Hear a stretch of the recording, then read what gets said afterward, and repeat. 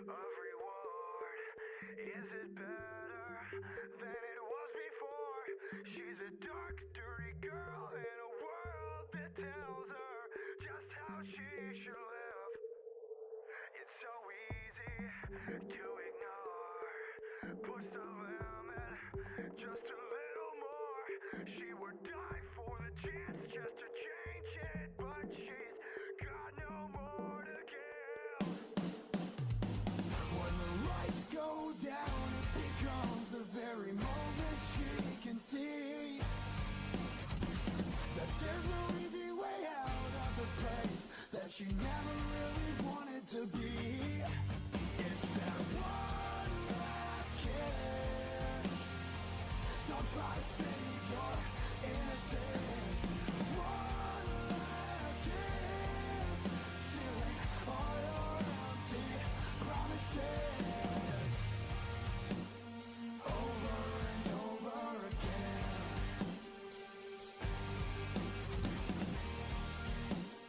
Over and over again.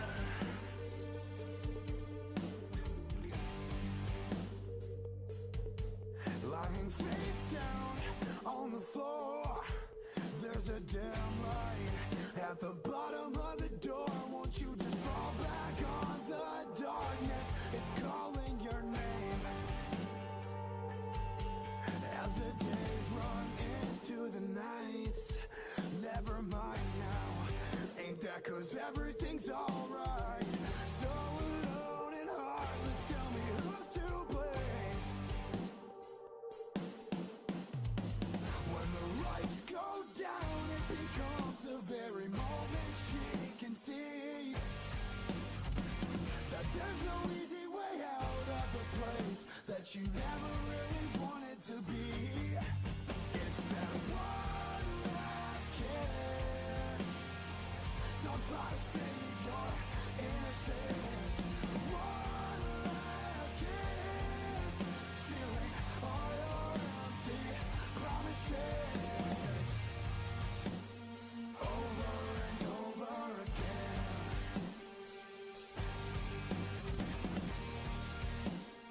Over and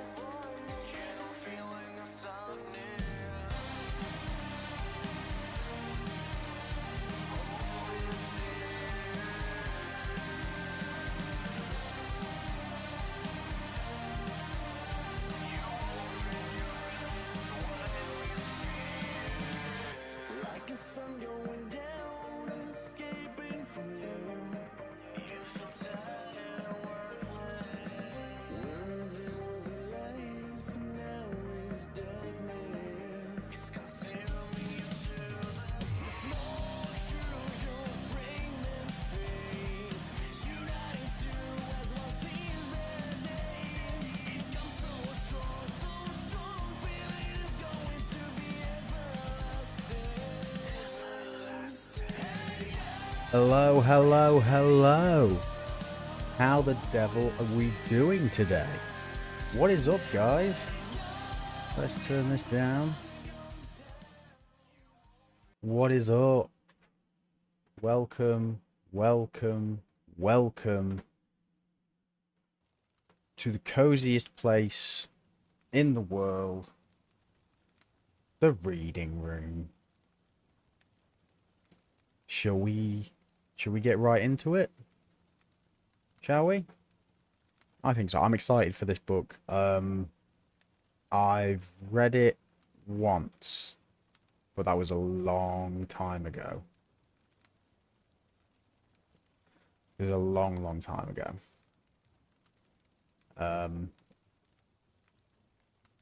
So this is the story of Mort. By the way, if you just see me wiping my brow every now and then, don't worry. It's because it's so hot here right now. It's been raining, but it's not done anything. It hasn't done anything, the rain. It's not cooled anything down, nothing. It's awful. It's absolutely bloody awful. And because of that, I'm very hot and sweaty. So, this is Terry Pratchett's Mort. It is the fourth book in the Discworld. People say series, but I disagree. I think you can pick up any of the Discworld novels and read them in whatever order you like. For example, my first one was the Hogfather.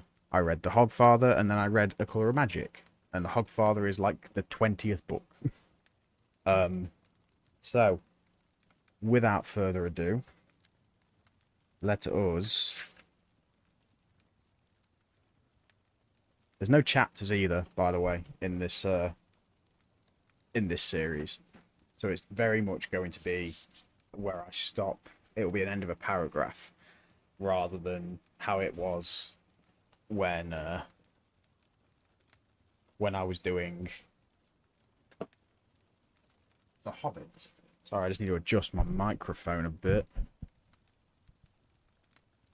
There we go. Is that better? Is it?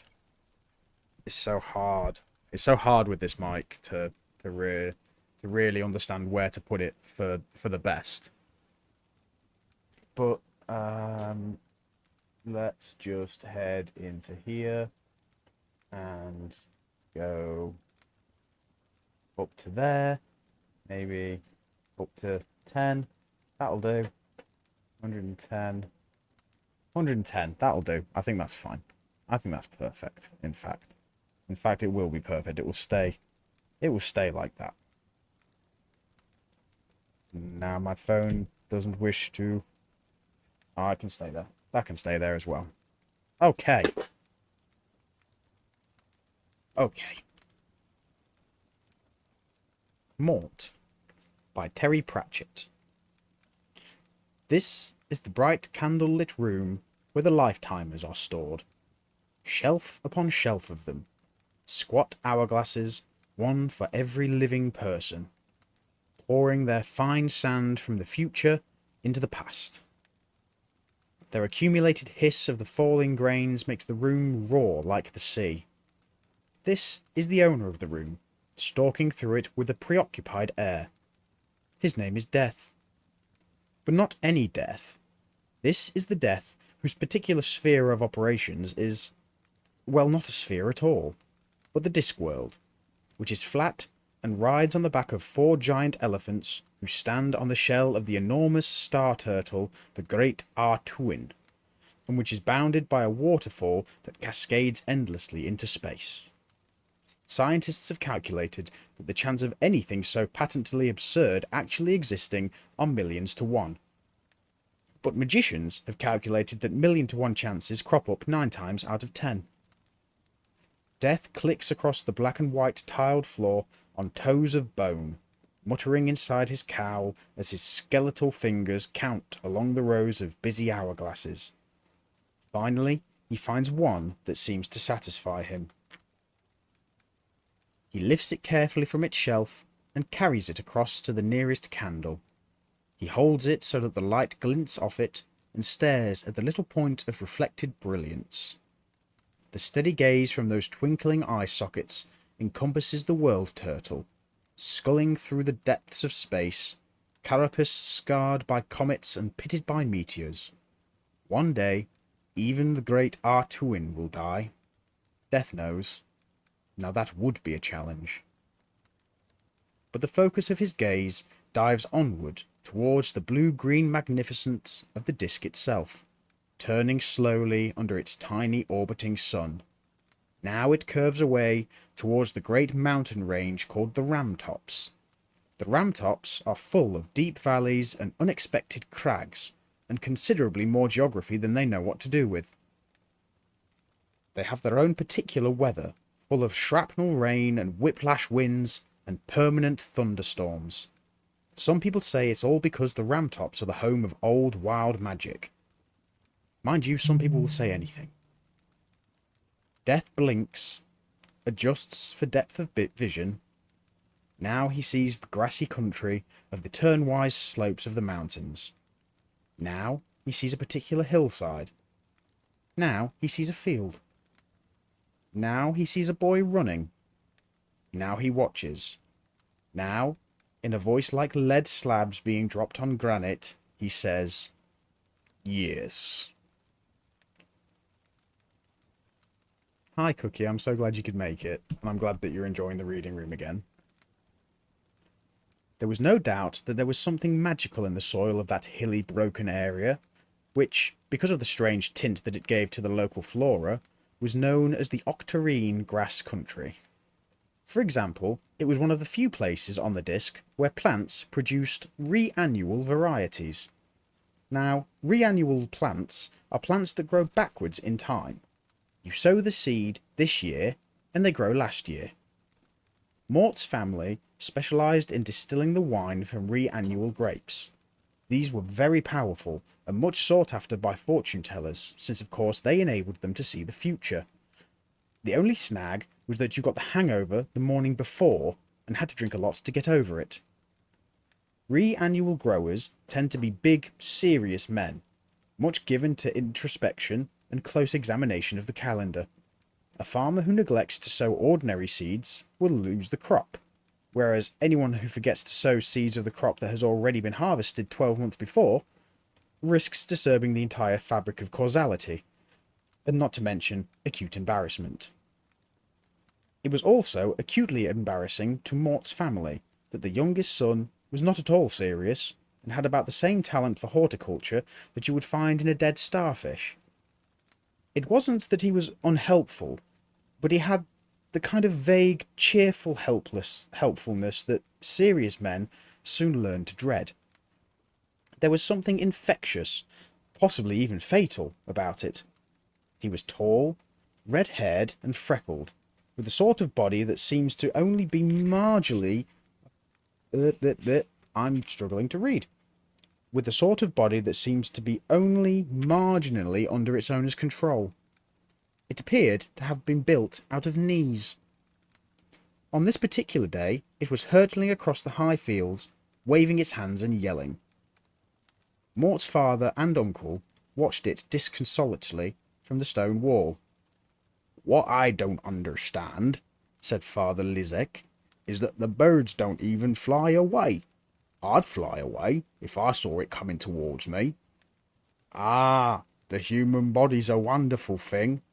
I mean, his legs go all over the place, but there's a fair turn of speed there."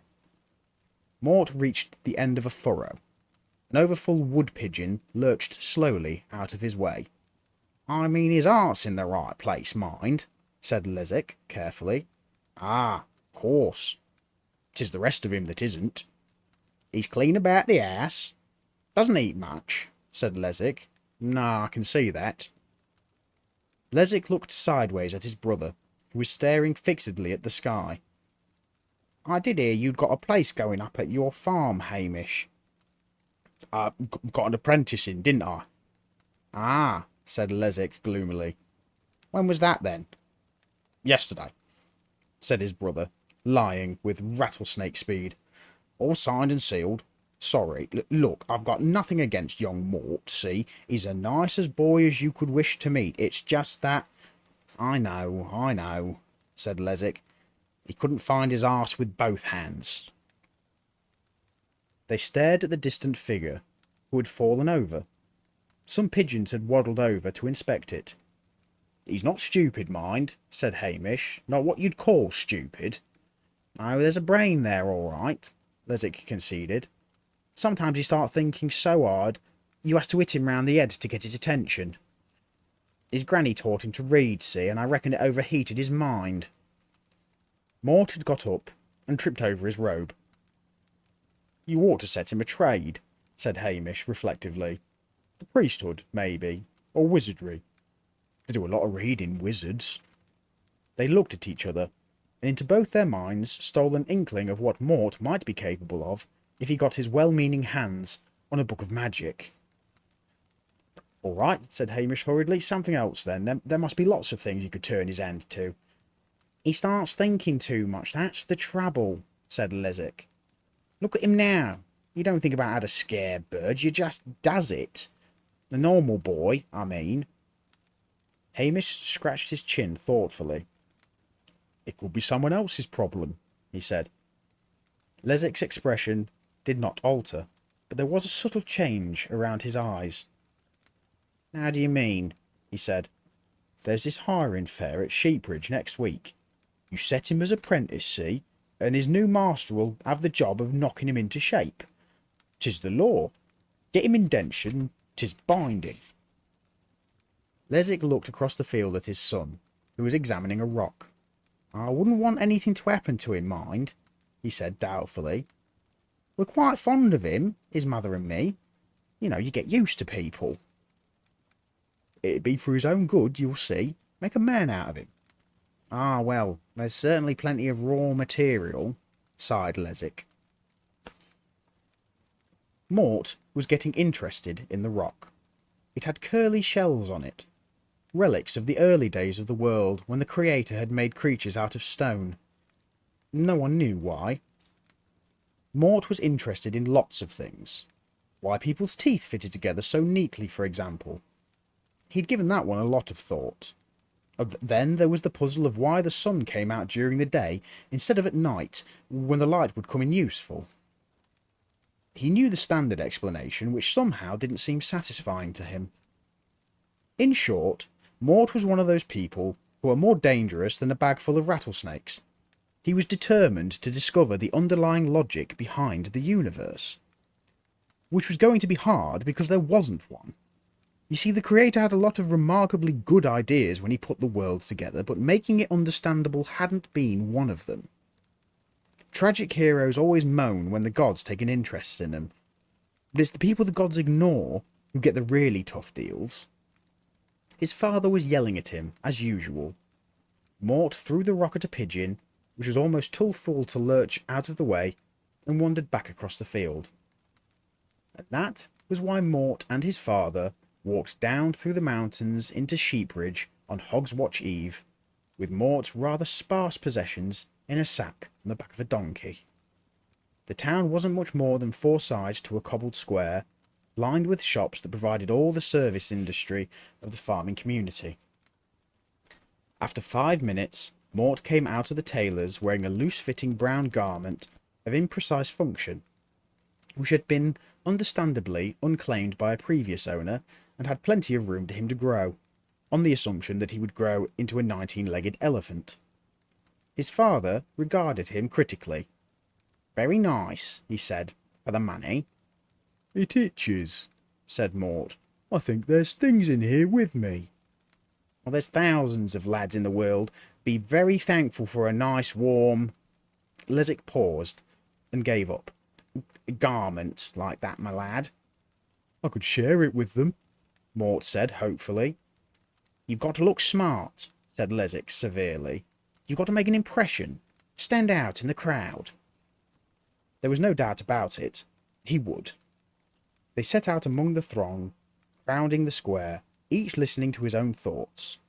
Usually, Mort enjoyed visiting the town with its cosmopolitan atmosphere and strange dialects from villages as far away as 5, even 10 miles.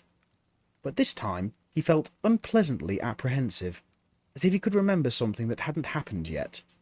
The fair seemed to work like this. Men looking for work stood in ragged lines in the centre of the square. Many of them sported little symbols on their hats to tell the world the kind of work that they were trained in.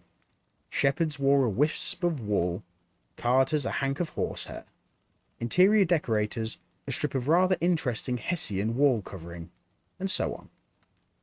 The boys seeking apprenticeships were clustered on the hub side of the square.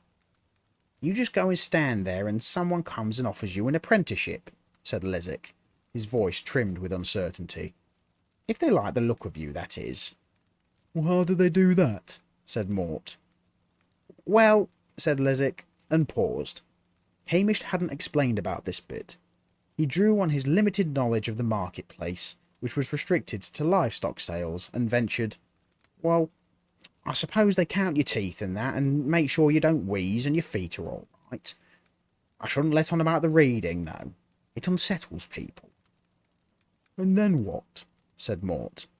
"Well, then you go and learn a trade," said Lezick. "What trade in particular?" "Well, carpentry's a good one," Lezick hazarded. "Or thievery. Someone's got to do it." Mort looked at his feet. He was a dutiful son, when he remembered, and if being an apprentice was what was expected of him, then he was determined to be a good one. Carpentry didn't sound very promising, though. Wood had a stubborn life of its own, and a tendency to split, and official thieves were rare in the Ramtops, where people weren't rich enough to afford them. "All right," he said eventually. "I'll go and I'll give it a try. But what happens if I don't get prenticed?" Lezick scratched his head. "I don't know," he said. "I expect you just wait until the end of the fair. At midnight, I suppose." And now midnight approached. A light frost began to crisp the cobblestones. In the ornamental clock tower that overlooked the square, a couple of delicately carved little automatons whirred out of trapdoors on the clock face and struck the quarter hour. 15 minutes to midnight. Mort shivered, but the crimson fires of shame and stubbornness flared up inside him, hotter than the slopes of hell. He blew on his fingers for something to do, and stared up at the freezing sky, trying to avoid the stares of the few stragglers among what remained of the fair. Most of the stall-keepers had packed up and gone. Even the hot meat pie man had stopped crying his wares, and with no regard for personal safety, was eating one. The last of Mort's fellow hopefuls had vanished hours ago. He was a wall-eyed young man, with a stoop and a running nose, and Sheepbridge's one licensed beggar had pronounced him to be ideal material. The lad on the other side of Mort had gone off to a toy maker. One by one they had trooped off, the masons, the farriers, the assassins, the mercers, coopers, hoodwinkers, and ploughmen. In a few minutes it would be the new year, and 100 boys would be starting out hopefully on their careers. New worthwhile lives of useful service rolling out in front of them. Mort wondered miserably why he hadn't been picked. He tried to look respectful, and had looked all prospective masters squarely in the eye to impress them with his excellent nature and extremely likeable qualities. This didn't seem to have the right effect. "Would you like a hot meat pie?" said his father. "No." "He's selling 'em cheap." "No, thank you." "Oh." Lezick hesitated. "I could ask the man if he wants an apprentice," he said helpfully. "Very reliable, the catering trade." "Well, I don't think he does," said Mort. "No, probably not," said Lezick. "Bit of a one-man business, I expect. He's gone now, anyway. Tell you what, I'll save you a bit of mine." "I don't actually feel very hungry, Dad." "There's hardly any gristle." "No, but thanks all the same." "Oh." Lezick deflated a little. He danced about a bit to stamp some life back into his feet, and whistled a few tuneless bars between his teeth. He felt he ought to say something, to offer some kind of advice, to point out that life had its ups and downs, to put his arm around his son's shoulder and talk expansively about the problems of growing up, to indicate, in short, that the world is a funny old place where one should never, metaphorically speaking, be so proud as to turn down the offer of a perfectly good hot meat pie. They were alone now. The frost, the last one of the year, tightened its grip on the stones. High in the tower above them, a cogged wheel went clonk, tripped a lever, released a ratchet, and let a heavy lead weight drop down. There was a dreadful metallic wheezing noise, and the trapdoors in the clock face slid open, releasing the clockwork men, swinging their hammers jerkily as if they were afflicted with robotic arthritis. They began to ring in the new day. "Well, that's it," said Lesik hopefully. They'd have to find somewhere to sleep. Hogswatch night was no time to be walking in the mountains. Perhaps there was a stable somewhere. "It's not midnight until the last stroke," said Mort distantly. Lesik shrugged. The sheer strength of Mort's obstinacy was defeating him. "All right, we'll wait then." And then they heard the clip-clop of hooves, which boomed rather more loudly around the chilly square than common acoustics should really allow. In fact, clip-clop was an astonishingly inaccurate word for the kind of noise which rattled around Mort's head. Clip-clop suggested a rather jolly little pony, quite possibly wearing a straw hat with holes cut out for its ears. An edge to this sound made it very clear that straw hats weren't an option. The horse entered the square by the hub road, steam curling off its huge damp white flanks, and sparks striking from up the cobbles beneath it. It trotted proudly, like a war charger. It was definitely not wearing a straw hat. The tall figure on its back was wrapped up against the cold. When the horse reached the centre of the square, the rider dismounted, slowly, and fumbled with something behind the saddle. Eventually, he, or she, produced a nosebag, fastened it over the horse's ears, and gave it a friendly pat on the neck. The air took on a thick, greasy feel, and the deep shadows around Mort became edged with blue and purple rainbows. The rider strode towards them, black cloak billowing and feet making little clicking sounds on the cobbles. They were the only noises. Silence clamped down on the square like great drifts of cotton wool. The impressive effect was rather spoiled by a patch of ice. "Oh, bugger." It wasn't exactly a voice. The words were there all right, but they arrived in Mort's head without bothering to pass through his ears. He rushed forward to help the fallen figure and found himself grabbing hold of a hand that was nothing more than polished bone, smooth and rather yellowed like an old billiard ball. The figure's hood fell back, and a naked skull turned its empty eye sockets towards him. Not quite empty, though. Deep within them, as though there were windows looking across the gulfs of space, were two tiny blue stars. It occurred to Mort that he ought to feel horrified, so he was slightly shocked to find that he wasn't. It was a skeleton sitting in front of him, rubbing its knees and grumbling. But it was a live one. Curiously impressive, but not, for some strange reason, very frightening. "Thank you, boy," said the skull. "What is your name?" Said Mort. "Mortimer, sir. They call me Mort." "What a coincidence," said the skull. "Help me up, please." The figure rose unsteadily, brushing itself down. Now Mort could see that there was a heavy belt around its waist, from which was slung a white-handled sword. I hope you're not hurt, sir," he said politely. The skull grinned. "Of course." Mort thought. It hadn't much of a choice. "No harm done, I am sure." The skull looked around and seemed to see Lesik, who appeared to be frozen to the spot for the first time. Mort thought an explanation was called for. "My father," he said, trying to move protectively in front of Exhibit A without causing any offence. "Excuse me, sir, but are you Death?" Correct. Full marks for observation, that boy. Mort swallowed. My father is a good man, he said. He thought for a while, and added, Quite good. I'd rather you left him alone, if it's all the same to you. I don't know what you've done to him, but I'd like you to stop it. No offence meant. Death stepped back, his skull on one side. I have merely put us outside time for a moment, he said.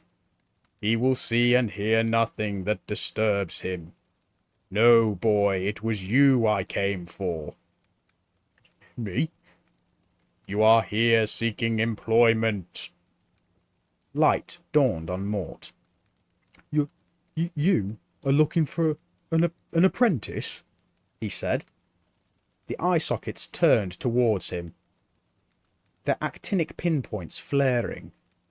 Of course. Death waved a bony hand. There was a wash of purple light, a sort of visible pop, and Lezic unfroze. Above his head, the clockwork automatons got on with the job of proclaiming midnight, as time was allowed to come creeping back. Lezic blinked. Didn't see you there for a minute, he said. Sorry, mine must have been elsewhere.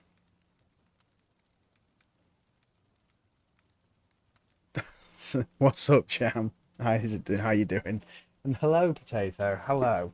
I hope you're enjoying Poland. Oh, it's hot. It's very warm here. It's very warm here. Now, where was I?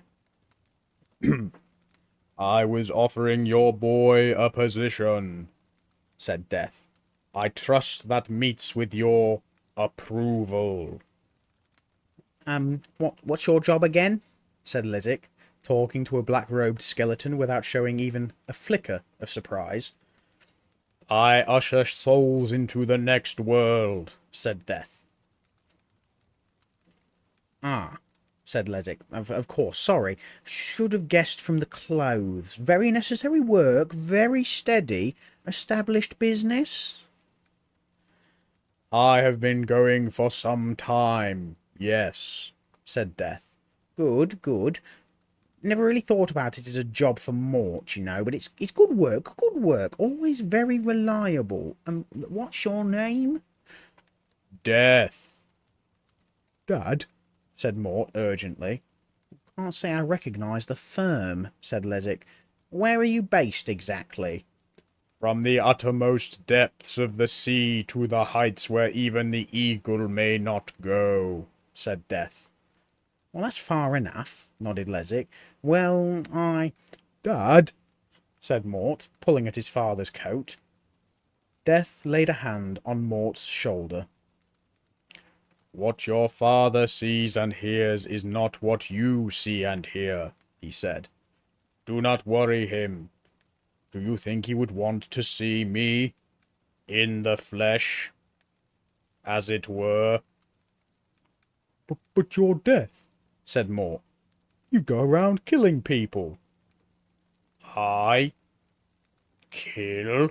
Said Death, obviously offended. Certainly not. People get killed, but that's their business. I just take over from then on. After all, it'd be a bloody stupid world if people got killed without dying, wouldn't it? Well, yes, said Mort doubtfully. Mort had never heard the word intrigued, but it was not in regular use in the family vocabulary. But a spark in his soul told him that here was something weird and fascinating and not entirely horrible, and that if he let this moment go, he'd spend the rest of his life regretting it. And he remembered the humiliations of the day and the long walk back home. He began, I don't have to die to get the job, do I? Being dead is not compulsory. And the bones? Not if you don't want to. Mort breathed out again. It had been staring It had been starting to pry on his mind. "If father says it's all right," he said. They looked at Lesik, who was scratching his beard.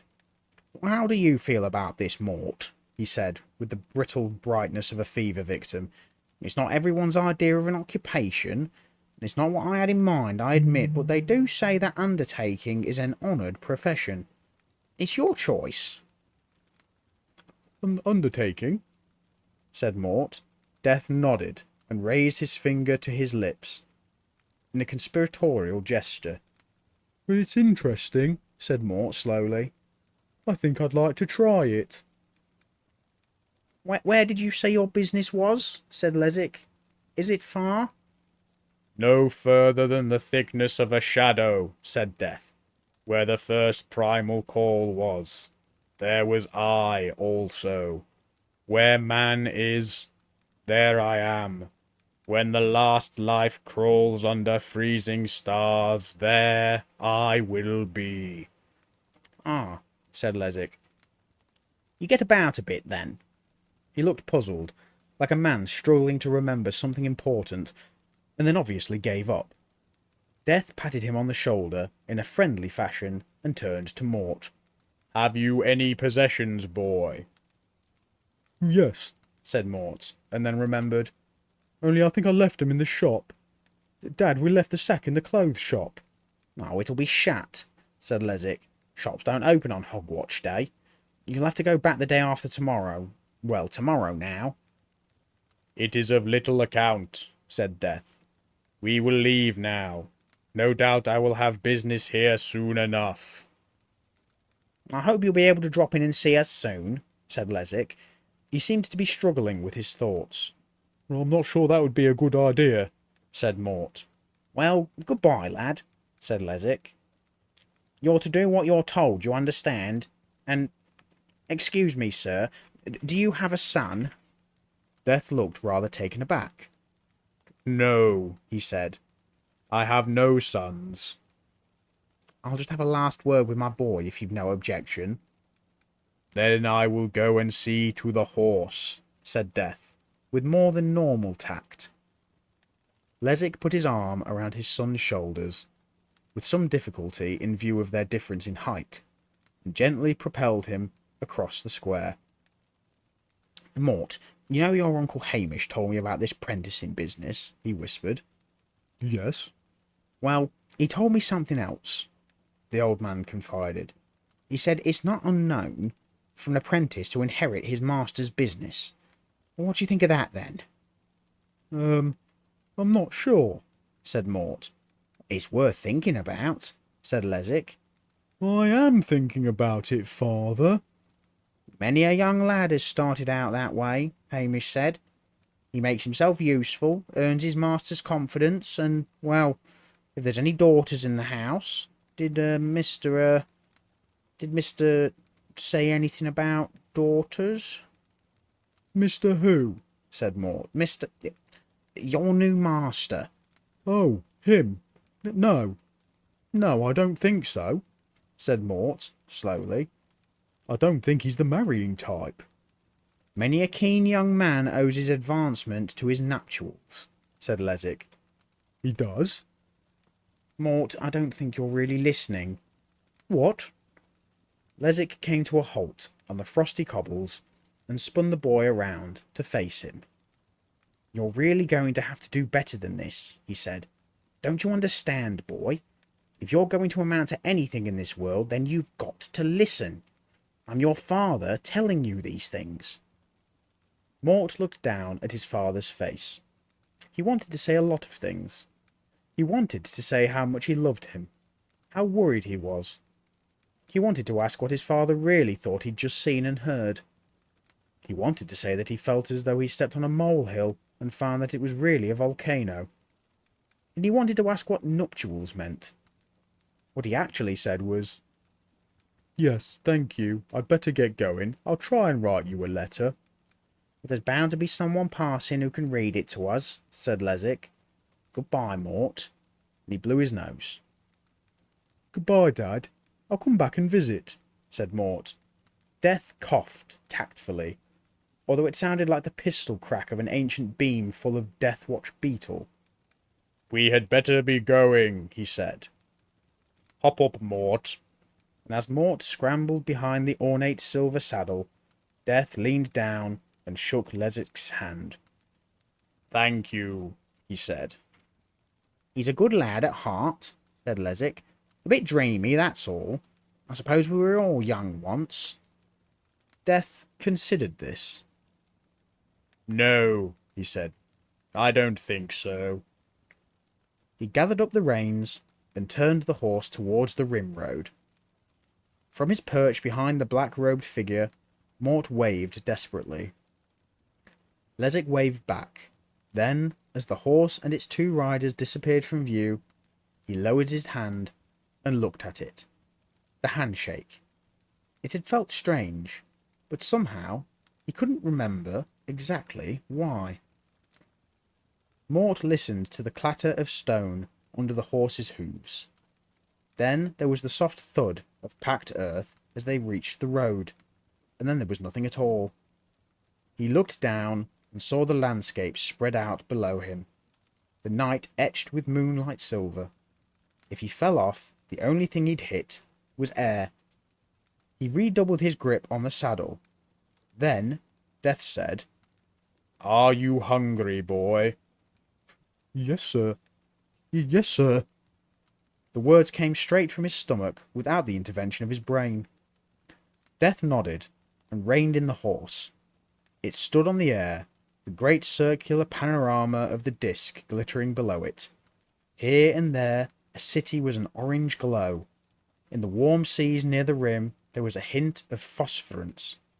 In some of the deep valleys the trapped daylight of the disc, which is slow and slightly heavy. Practically anything can go faster than disc light, which is lazy and tame. Unlike ordinary light, the only thing known to go faster than ordinary light was monarchy. According to the philosopher Lee Tin Whittle, he reasoned like this: you can't have more than one king, and tradition demands that there is no gap between kings. So when a king dies, the succession must therefore pass to the heir instantaneously. Presumably, he said, there must be some elementary particles, kingans or possibly queenans, that do this job. But of course succession sometimes fails, if, mid-flight, they strike an anti-particle or republican. His ambitious plan to use this discovery to send messages involving the careful torturing of a small king in order to modulate the signal were never fully expounded, because at that point the bar was closed. But it was outshone. The whole thing was outshone by the glow that rose towards the stars from the rim itself. Vast streamers of light shimmered and glittered across the night. Great golden walls surrounded the world. "It's beautiful," said Mort softly. "What is it?" "The sun is under the disc," said Death. "Is it like this every night?" "Every night," said Death. "Nature's like that." "Doesn't anyone know?" "Me, you, the gods." "Good, is it?" "Gosh." Death leaned over the saddle and looked down at the kingdoms of the world. "I don't know about you," he said, "but I could murder a curry." Although it was well after midnight, the twin city of Ankh-Morpork was roaring with life. Mort had thought that Sheepridge looked busy, but compared to the turmoil of the street around him, the town was, well, a morgue. Poets had tried to describe Ankh-Morpork, and they have failed. Perhaps it's the sheer, zestful vitality of the place, or maybe it's just that a city with 1 million inhabitants and no sewers is rather robust for poets, who prefer daffodils, and no wonder. Let's just say that Ankh-Morpork is as full of life as an old cheese on a hot day. As loud as a curse in a cathedral, as bright as an oil slick, as colourful as a bruise, and as full of activity, industry, bustle, and sheer exuberant busyness as a dead dog on a termite mound. There were temples, their doors wide open, filling the streets with the sounds of gongs, cymbals, and in the case of some of the more conservative, fundamentalist religions, the brief screams of the victims. There were shops whose strange wares spilled out onto the pavement. There seemed to be rather a lot of friendly young ladies who couldn't afford many clothes. There were flares and jugulars, and assorted sellers of instant transcendence, and death stalked through it all. Mort had half expected him to pass through the clouds like smoke, but it wasn't like that at all. The simple truth was that wherever death walked, people just drifted out of the way. It didn't work like that for Mort. The crowds that gently parted for his new master closed again just in time to get in his way. His toes got trodden on, his ribs were bruised, people kept trying to sell him unpleasant spices and suggestively shaped vegetables, and a rather elderly lady said, against all the evidence, that he looked a well-set-up young lad who would like a nice time. He thanked her very much and said that he hoped he was having a nice time already.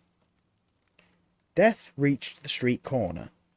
The light from the flares raising brilliant highlights on the polished dome of his skull, and sniffed the air. A drunk staggered up, and without quite realizing why, made a slight detour in his erratic passage for no visible reason. "This is the city, boy," said Death. "What do you think?" "It's very big," said Mort uncertainly. "I mean, why does everyone want to live all squeezed together like this?" Death shrugged. "I like it," he said. "It's full of life." "Sir?" "Yes?" "What's a curry?" The blue fires flared deep in the eyes of Death. "Have you ever bitten a red-hot ice cube?" "No, sir," said Mort. "Curries like that." "Sir?" "Yes?" Mort swallowed hard. "Excuse me, sir, but my dad asked. If I don't understand, I was to ask questions, sir." "Very commendable," said Death. He set off down a side street, the crowds parting in front of him like random molecules. Well, sir, I can't help noticing. The point is, well, the plain fact of it, sir, is..." "Out with it, boy." "Sir, how can you eat things?" Death pulled up short, so that Mort walked into him. When the boy started to speak, he waved him into silence. He appeared to be listening to something. "There are times, you know," he said, half to himself, "when I get really, really upset." He turned on one heel and set off down an alleyway at high speed, his cloak flying out behind him. The alley wound between dark walls and sleeping buildings, not so much a thoroughfare as a meandering gap. Death stopped by a decrepit water butt and plunged his arm in at full length, bringing out a small sack with a brick tied to it. He drew his sword, a line of flickering blue fire in the darkness, and sliced through the string. "I get very angry indeed," he said. He upended the sack, and Mort watched the pathetic scraps of sodden fur slide out to lie in the spreading puddle on the cobbles. Death reached out with his white fingers and stroked them gently. After a while, something like grey smoke curled up from the kittens and formed 3 small cat-shaped clouds in the air. They billowed occasionally, unsure of their shape, and blinked at Mort with puzzled grey eyes. When he tried to touch one, his hand went straight through it and tingled. "You don't see people at their best in this job," said Death. He blew on a kitten, sending it gently tumbling. Its meow a complaint sounded as though it had come from a long way away via a tin tube. "They're souls, aren't they?" said Mort. What do people look like? People-shaped, said Death. It's basically all down to the characteristic it's all basically down to the characteristic morphogenic field. He sighed, like the swish of a shroud, picked the kittens out of the air, and carefully stowed them away somewhere in the dark recesses of his robe. He stood up. Curry time, he said. It was crowded in the Curry Gardens on the corner of God Street and Blood Alley, but only with the cream of society, at least, with those people who are fond of found floating on the top, and who therefore is wisest to call the cream. Fragrant bushes planted among the tables nearly concealed the basic smell of the city itself, which has been likened to the nasal equivalent of a foghorn. Mort ate ravenously, but curbed his curiosity and didn't watch to see how Death could possibly eat anything. The food was there to start with, and wasn't there later, so presumably something must have happened in between. Mort got the feeling that Death wasn't really used to all this, but was doing it to put him at ease, like an elderly bachelor uncle who has been landed with his nephew for a holiday and is terrified of getting it wrong. The other diners didn't take much notice, even when Death leaned back and lit a rather fine pipe. Someone with smoke curling out of their eye sockets takes some ignoring, but everyone managed it. "Is it magic?" said Mort. "What do you think?" said Death.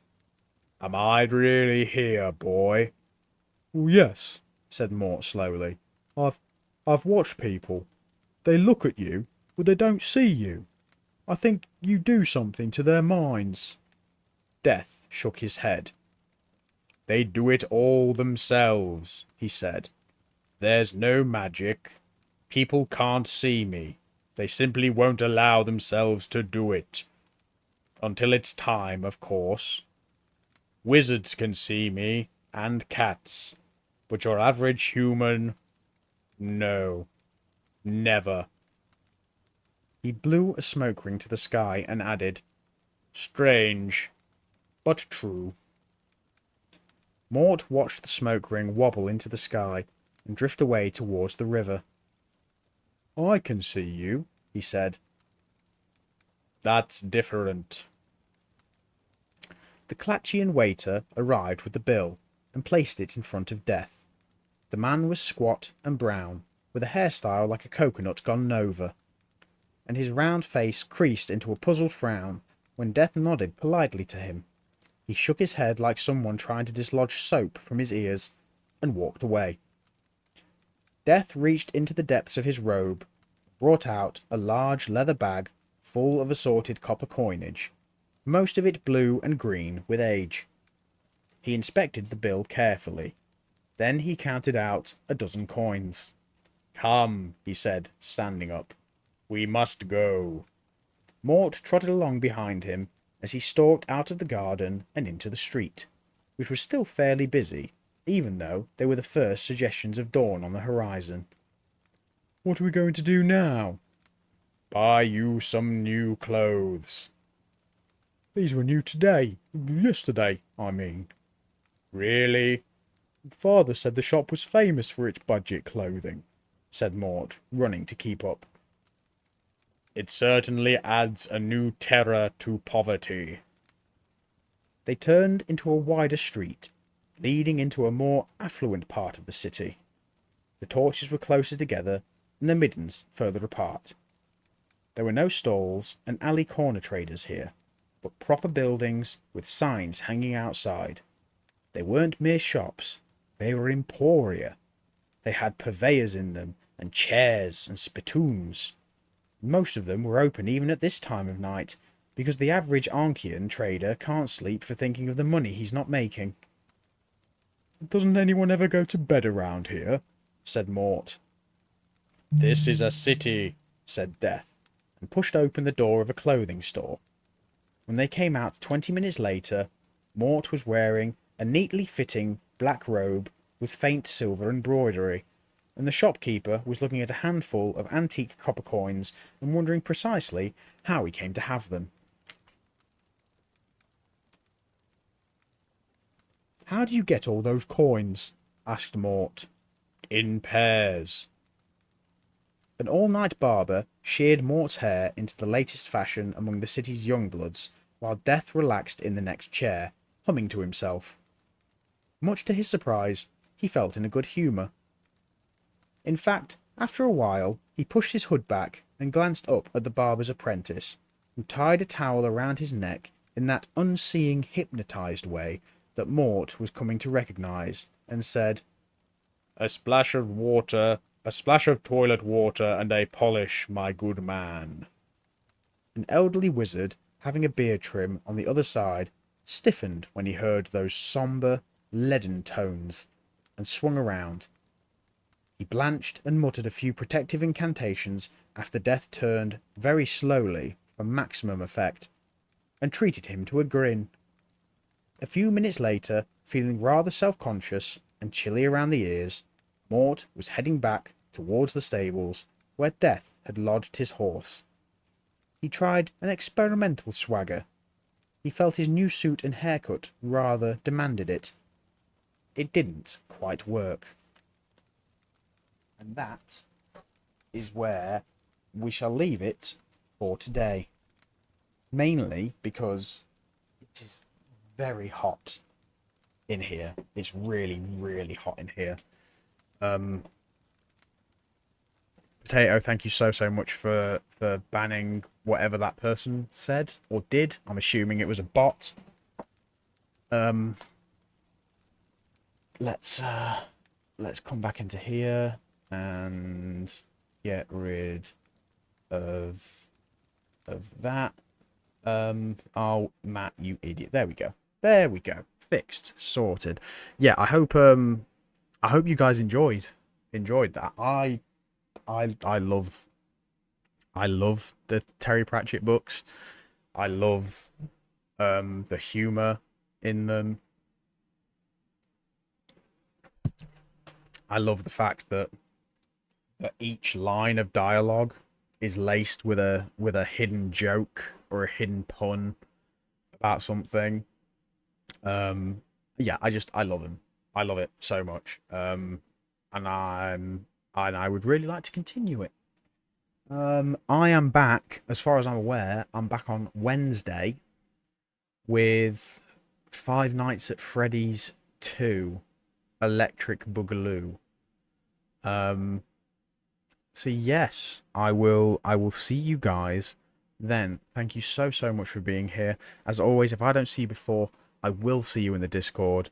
And as always, each and every single one of you is breathtaking, guys. Thank you so much for being here. I love you very much.